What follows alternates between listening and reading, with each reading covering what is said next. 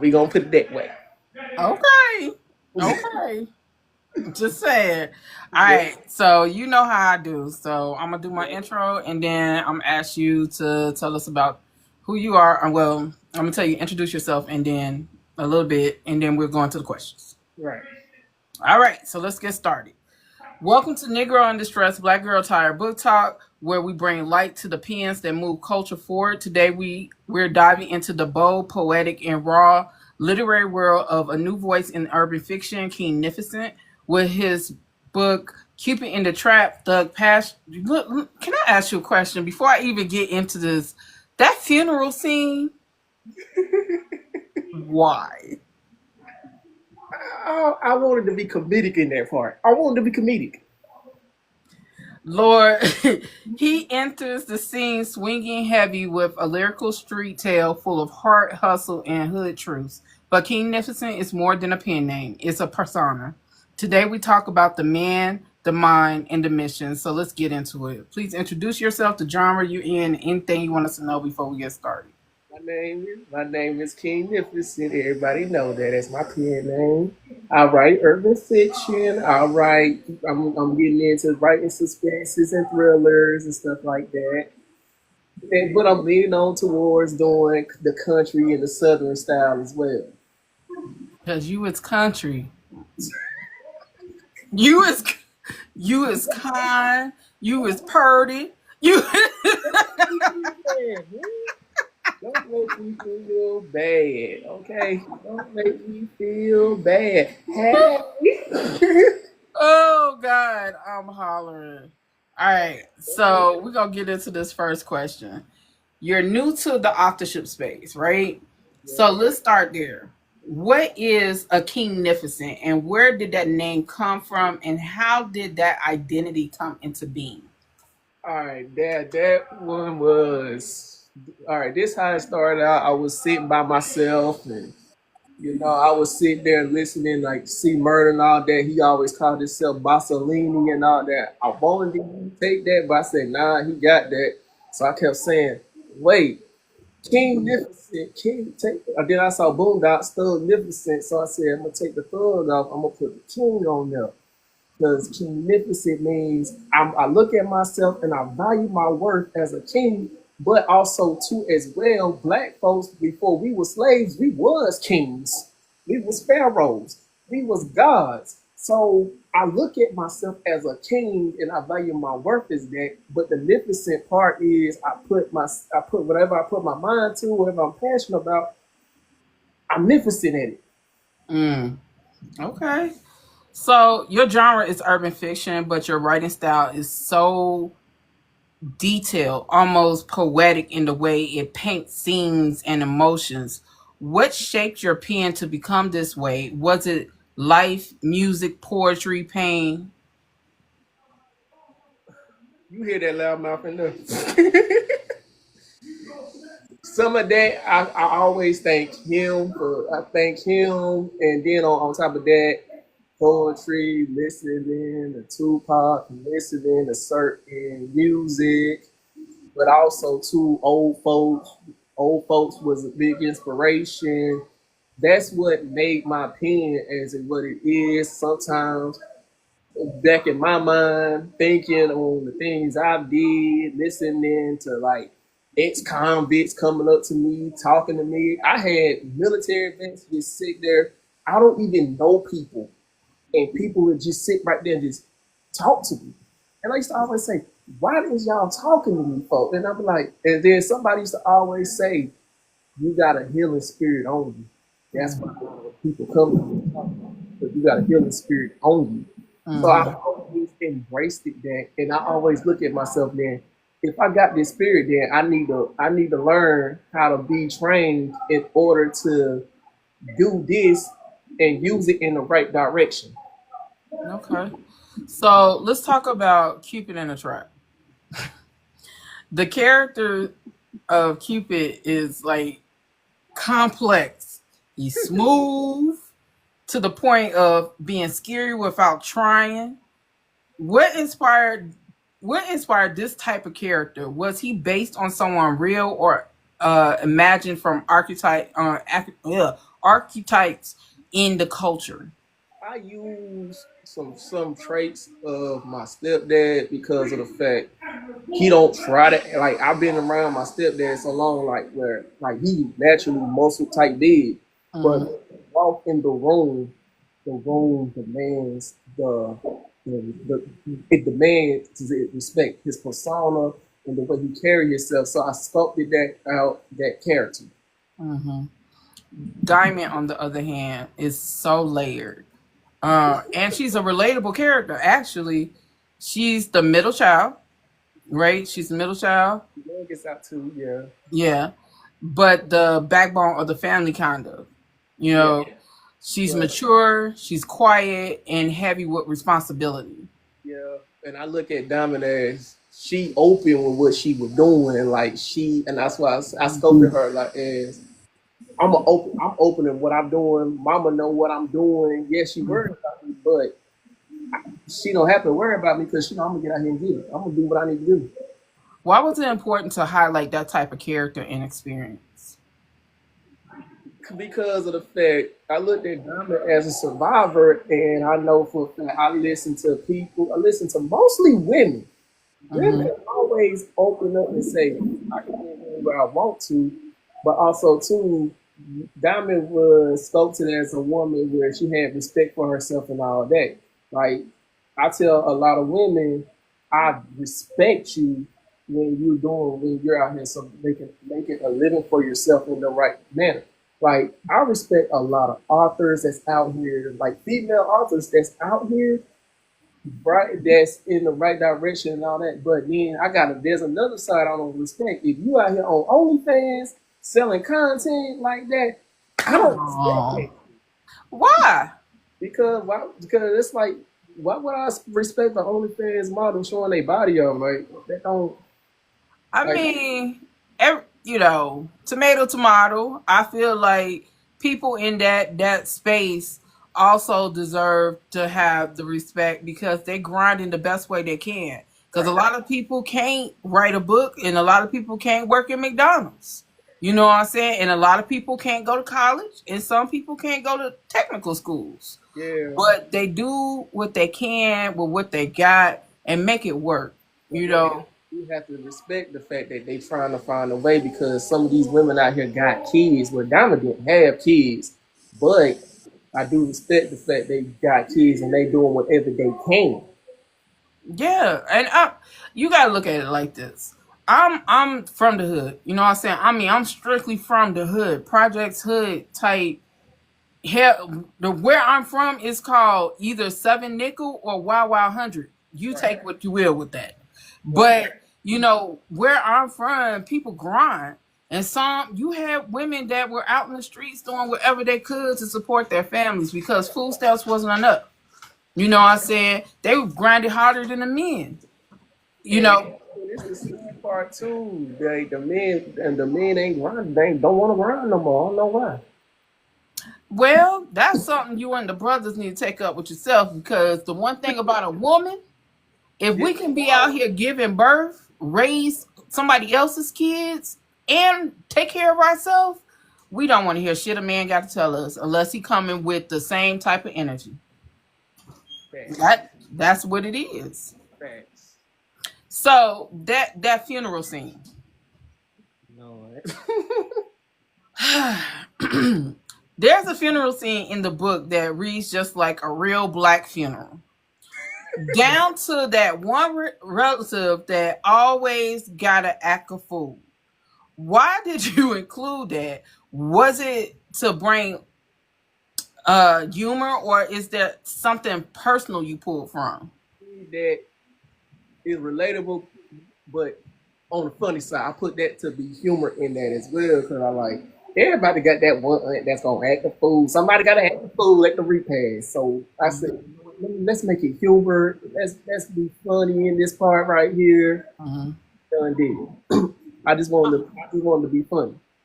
I was reading that and I was just like, at my father's funeral, I had to literally put my sister, my oldest sister, on my shoulder and carry her because my mom was like, get her now.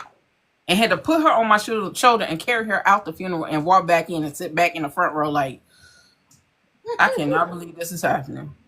It's just, yeah. I heard stories of where I seen people that, and like I tell people, if you're the guilty ones, I already know who gonna do what. I had a cousin at my uncle's funeral. Lord, he LGBTQ.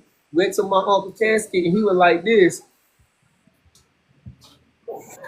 like, like what the what? I'm dead. Well, you wrote about love that sucks the air out the room. That type of tension and chemistry that consumes everything around it. What does that kind of love mean to you, and how do you interpret it in your own life? I would look at it as granted access without giving the person the keys. Mm, Yeah, it's I look at some people just get access because of words. It's the mm, sometimes demeanor can give you the access. hmm. In your writing, the narration is so introspective that it feels like the reader's own inner thoughts. Why why did you choose to write that way, almost like a diary or inner monologue? If you look at it like when I look at it like that, to me, it was just something that was kind of special, and I was looking like Valentine's Day coming up, and I'm single, and you know what I'm saying. This is something that I like longing for, craving for. Mm. Was thinking on when I was writing it too as well. So you craving for a Bonnie and Clyde moment? At times, we gonna talk about that. We gonna talk about that. We just gonna. Right, right. Now that you stepped into the world of storytelling, are there other genres you want to tap into? Maybe psychological thriller or black speculative, or you just want to be romance heavy drama? Oh man, see now I am working on a psychological suspense called "Love Me Like You Hurt Me." Who hurt you? Why would you? What the?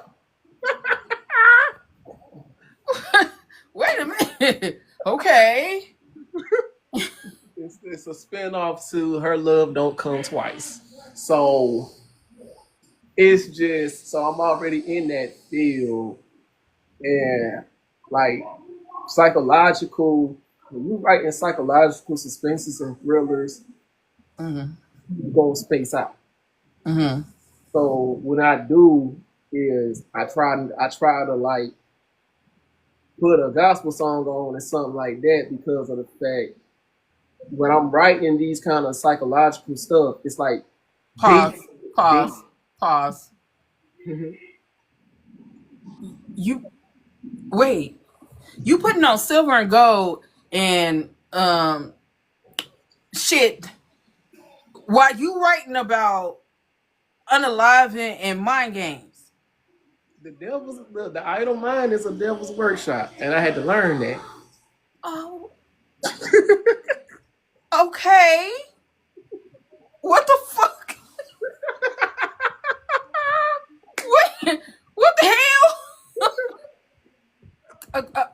Please help me understand how Kurt Franklin or the Clark sisters is going to help you write a psychological thriller. I don't put Kurt Franklin on. It's just the fact when I'm writing this stuff, I also notice too when I'm writing, like I got a gift of singing. So when I'm writing and I'm spacing out, I'm seeing demons. I'm seeing people's demons. So when I'm writing on while I'm writing psychological suspenses, thrillers, and stuff like that, I gotta put on some kind of form of gospel music or a sermon on to catch me to keep me at a balance and keep me prayed up as I'm writing because I know for a fact I'm a seer and I can see things that people ain't gonna see and people can't handle to see. Well, okay, Constantine. Um, uh, there's been a growing conversation about how Black authors, especially indie ones, want to feel safe in the environment that they're in, or the feel unsafe or unseen at predominantly white book events. What's your perspective on this and the idea of Black literary safe spaces? It's I'm gonna be honest with you. When I saw that, when you post that on Instagram, I'm gonna say this: it'd be all cool without somebody having a slick ass mouth. Somebody that's white gonna have a smart remark to say, or somebody gonna say something wrong with it, and then it's gonna be on. Yeah, I feel like there's so many different layers to that, but at the end of the day, everyone should feel safe, right? Right, And Black people should really feel safe right, in spaces because we have always had spaces, but it was always white fragility that ruined it. exactly. Um, I don't know about the book con thing, and honestly, I just don't even give a fuck. I can say my. But but it's just I don't like the word bullying or the word jealousy being thrown around for people when, especially when white people come into Black spaces and say that about Black creatives. Right. Um, I like I told you in that message, we have a lane and people should stay in their lane. It's just white fragility will make them think every lane is theirs to speak Yeah, on. it's colonizing. It's always been a colonize. They got a colonizing mindset. It's been there for years. I mean, we have allies, but it's them loud ones that. Um, so as a new author, what are your long term goals and mindset when it comes to writing? Is this about art, business, legacy, or all three? It's all about my art, showing the world what I can do when it comes out of the world. Also touching people's hearts. Mm. So let's talk about marketing. Cause I be on you men. Cause y'all the worst. My God. Don't shoot me. Don't shoot me. What's something you tried that fell flat? And how are you planning to leave a bigger mark as you grow your brand and readership? Shoot, I don't know. Get y'all like you requested book boxes and stuff, so I'm like, I Yeah. don't. I say that with my whole chest. I think every author should have a book box. I don't care if you have one fucking book. You should have a book box because that's a different revenue for you. That's a different marketing tool. And you could be as creative as you want with it. Shannon got her own online library and stuff like that, So it's just like y'all giving us the outlets, and it's like our pride is saying it's like I don't know something. It's pride in there, pride in there. That's how I look at it. Pride make you look like a goofy ass idiot. You ain't have to bust me in the balls now. Come on, you ain't have to do that. I'm just, hey, woo woo woo. What? Hey, you preaching truth. I mean, the only thing I'm saying is pride. It's pride. That's how I look at it. It's pride. Okay, we know that it's pride. Now, what's the next move? Next moves, I might give y'all a book box on this book I'm working on. Okay. I might. BB the reader said, pride of what? Proud of what? I don't know. Growth, elevation. That's how I look at it. How can you write a book and then listen to gospel music because you don't want those demons on you? But you are giving leeway to a demon by saying that your pride, because pride is also a deadly sin. So therefore, you leave yourself open Yes. for pride. It's like And that's why I'm so hard on men authors, male authors, especially Black male authors. right. Um, Pride is going to leave y'all behind, and you're gonna look like Omar Tyree, ungrateful ass. You're Mm-hmm. gonna look in the mirror and be like, damn, I shoulda, woulda, coulda. Right. Even though the romance genre is predominantly women led, there is a place for you. Look at Eric Jerome Dickey. You know what I'm saying? There's a place for your voice. Right. Everybody wants to hear from a male perspective when it's, not disrespectful. Right. Right. Right.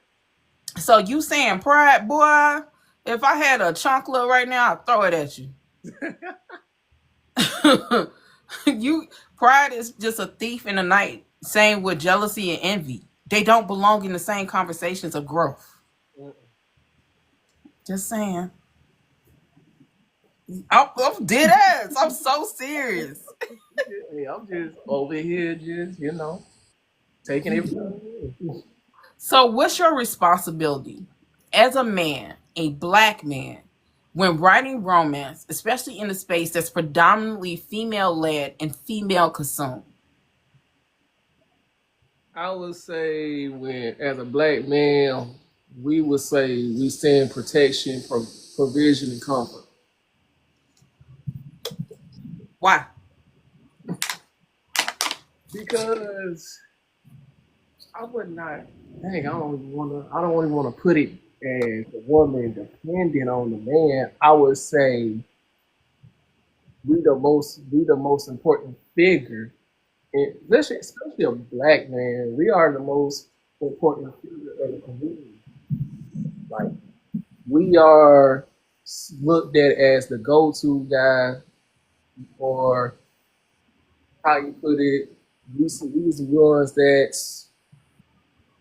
either provide, we nurture as well. So when it comes down to romance and all that, the woman is looking for not only a physical safety, but emotional and a mental safety space to open up to her man. That is true, and I agree and disagree. I think a man, yes, he can provide those things, but a woman can provide for herself. She can nurture children, and she can also be the head of the household. It is a man's job to be her safe space. Right. Because the things that used to happen when women could not have bank accounts, could not do the things that we can do now, that was the dependence on the man because we had to do it. Right. In this day and age, even with them trying to make us revert back, that's not gonna work. And this goes back to that pride thing, Mm-hmm. because that in itself, in the black community, a lot of men have ego and pride and envy of women, to the point they like being with us, but they don't like us mentally. So they scared that we grow, that y'all might grow out instead of just supporting. And that's why I asked you, what responsibility do you have as a man and a black man when it comes to romance? Because we want to hear the voices of the men in the genre, because that's a different aspect of it. But at the same time, understand that females are not a monolith in itself, and black females damn sure not. But we are resilient. So put pride aside, put that aside, and don't look at it like that. Look at it as a teachable moment where you're infusing the love that you want in your life Mm-hmm. and what you will give to your significant other, Right. and put it in a book. And you did that with Cupid in a Trap. You did that. And you write so fucking good. You know what I'm saying? But at the same time, don't let your pride and ego Right. fuck around and fuck up your career. Right. So we don't need the man to provide for us. Mm-hmm. We need a safe space, Right. because life is exhausting for black women, because we Mentally. carry the village. Yes. We need someone that we can lead on and hold us and protect us. So Right. when we find those books where you write a man is like touch her and unalive, type deal. We clinch onto that because we need that. Right. Not in the sense that we want you to fucking do crazy shit, but in the sense that if I lean on you and Right. I'll cry on your shoulder, if I give you my vulnerability, which is hard to do, Mhm. you are willing to give that. So Right. I do take it upon black males, and I know this is harsh, but I do take on men and black males who write in romance to take the responsibility when it comes to the females that read our books, because now we leaning on you to give us this imaginary, Right. fictional safe space. Right. So, just saying. So, where can you find your books? Paperback, ebooks, audio. Are you going to do an audio book for Cupid and Trap? I don't know yet because I want to do an audio book with this book right here is what I'm working on. I want to do that. Okay. But- I'll come back to you in 6 months. Um, so where can we get the books? uh, Amazon is the only outlet, but I am working on by next year having my own website. Okay. What advice would you give to other black male authors who want to step into this space but don't know how or where to begin? I would say one, titles attracts readers. Two, make sure you take your time when you're working as a writer because writing a book is like making love to a woman. On top of that, as well, you gotta make friends in this industry. You gotta make friends in But this have industry. discernment. You gotta come with a professionalism to make friends in this industry. Yeah. Drop those social media handles. Where can people follow your journey, stay updated, or tap into your world? Your ass need to get a motherfucking newsletter. That's Huh? coming. But you can catch this little country Bama here on Facebook, St. Croix Michael. My Instagram is author Kingnificent. And here on TikTok is Christian Smith 999. That's it. All right. And are you doing any book signings or events soon, virtual or in person? How can people connect with you beyond the page? Do I gotta give out my number? Nigga, I hope not. I'm just asking. no.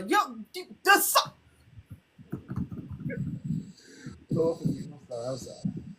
But beyond the page, maybe next year, once I get my catalog up, I would do some book signing. Okay. I need y'all to stop saying that, but okay. I don't see people come to book events with one book, so it's okay. All right. So I'm gonna do this outro and then we're gonna get into the housekeeping because I know Kingnificent, he gonna sit right here.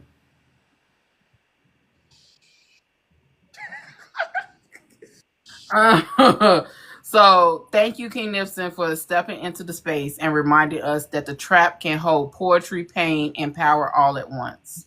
Now, today being Juneteenth, a day of liberation, reclamation, and resistance, it is only right we spotlight a black man telling our stories with the fullness they deserve. Cupid in a Trap isn't just a book, it's a vibe, a vision, a challenge to readers to feel more, see more, and question what love and loyalty really looks like in the world we know. This is Negro in Distress, Black Girl Book Talk.